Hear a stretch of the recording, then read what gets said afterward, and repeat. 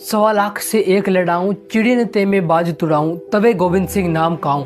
ये बात गुरु गोविंद सिंह ने ऐसे नहीं कही। इसके पीछे सिख धर्म की बहादुरी की कई सच्ची कहानियां और किस्से जुड़े हुए हैं। इसी पर आधारित एक सच्ची घटना के बारे में आज मैं आपको बताने वाला हूँ। The battle of Saragarhi, Saragarhi का युद्ध, जिसे दुनिया के सबसे बड़े लास्ट स्टैंड में जगह दी गई। यह बात है 1897 की, जब पूरे इंडिया पर ब्रिटिश गवर्नमेंट का शासन था। सारागढ़ी वर्तमान पाकिस्तान के नॉर्थ वेस्ट बॉर्डर के पास कोहार जिले में स्थित है, जो काफी ऊंचाई पर है। 1880 के दशक में अंग्रेजों ने वहां पर 3 चौकियां बनाई, जिसका वहां के स्थानीय और औरंगजेब लोगों ने जबरदस्त विरोध किया, जिसकी वजह से अंग्रेजों को पीछे हटना पड़ा। 3 सितंबर 1897 को पठानों के एक बड़े लश्कर ने इन तीनों किलों को घेरने की कोशिश की, लेकिन ब्रिटिश ऑफिसर कर्नल हॉटन ने किसी तरह हालात को संभाल लिया। 9 दिन बाद यानी कि 12 सितंबर को औरंगजेबियों ने फिर से हमला कर दिया और इस बार उन्होंने सारागढ़ी को फोर्ट लोकाट और फोर्ट गुलिस्ता से अलग कर दिया। उनका मकसद पहले सारागढ़ी पर कब्जा करना और उसके बाद फोर्ट गुलिस्ता पर हमला करना था। 1891 में अंग्रेजों ने वहां पर फिर से ऑपरेशन चलाया और एक समझौते के तहत उनको वहां पर 3 छोटे किले बनाने की परमिशन मिल गई, जिनके नाम थे फोर्ट गुलिस्ता, फोर्ट लोकाट और फोर्ट सारागढ़ी।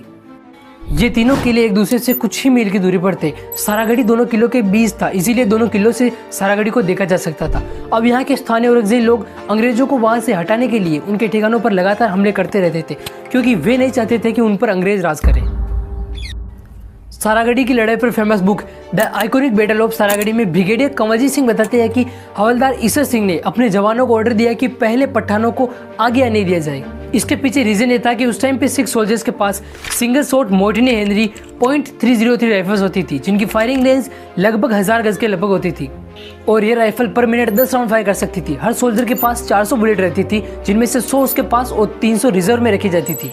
शुरुआती 1 घंटे में पठानों की तरफ से 60 लोग मारे जा चुके थे और सिखों की तरफ से सिपाही भगवान सिंह शहीद हो गए। सिख सोल्जर्स लगातार उनको मुंहतोड़ जवाब दे रहे थे, लेकिन हजारों लोगों को 21 राइफल्स आखिर कब तक रोक सकती है। धीरे धीरे दुश्मन किले के अंदर घुस रहे थे और दूसरी ओर सिग्नल मैन गुरमुख सिंह लगातार जॉन हॉटन को सिग्नल्स भेज रहे थे। जॉन हॉटन भी इस पूरी लड़ाई को लोकट फोर्ट से अपनी आंखों से देख रहे थे। सारागढ़ी का ये बैटल लगभग 7 घंटे तक चला, जिसमें सिखों की तरफ से 22 और पठानों की तरफ से 180 से 200 के लगभग लोग मारे गए और 600 के लगभग लोग घायल हो गए। इस पूरी लड़ाई को पास के लोकट और गुलिस्ता फोर्ट से ब्रिटिश ऑफिसर्स देख रहे थे, लेकिन अफगानी संख्या में इतने ज्यादा थे कि ब्रिटिश ऑफिसर्स चाहकर भी कोई मदद नहीं कर सकते थे और अंत तक लड़ते लड़ते 22 सिख शहीद हो गए और इस लड़ाई को दुनिया के सबसे बड़े लास्ट स्टैंड में जगह दी गई। जब इनके बलिदान की खबर लंदन पहुंची तो ब्रिटिश पार्लियामेंट के सभी मेंबर्स ने खड़े होकर इनका स्टैंडिंग ओवेशन किया। महारानी विक्टोरिया ने इन 21 सिख सोल्जर्स को Indian order of the merit देने की घोषणा की, जो उस टाइम पे भारतीयों को मिलने वाला सबसे बड़ा वीरता पदक था, जो उस टाइम की विक्टोरिया क्रॉस और आज के परमवीर चक्र के बराबर है। इन सैनिकों के परिवार वालों को 500 रुपए और 2 मुरब्बा जमीन यानी 50 एकड़ के लगभग जमीन ब्रिटिश गवर्नमेंट द्वारा दी गई। लेकिन एक बात यहाँ हमें पता होनी चाहिए कि सारागढ़ी की लड़ाई में 22 सिख थे, जिनमें से केवल 21 को ही सम्मान मिला। अब 22वें सिख को इसीलिए सम्मान नहीं मिला क्योंकि वो एक दाद का काम करता था, मतलब कि एक हेल्पर, और ब्रिटिश शासन में एक दाद को राइफल उठाने की परमिशन नहीं थी। उसका काम सिपाहियों की मदद करना था। फिर भी उसने राइफल उठाई और मरने से पहले 6 दुश्मनों को मारा।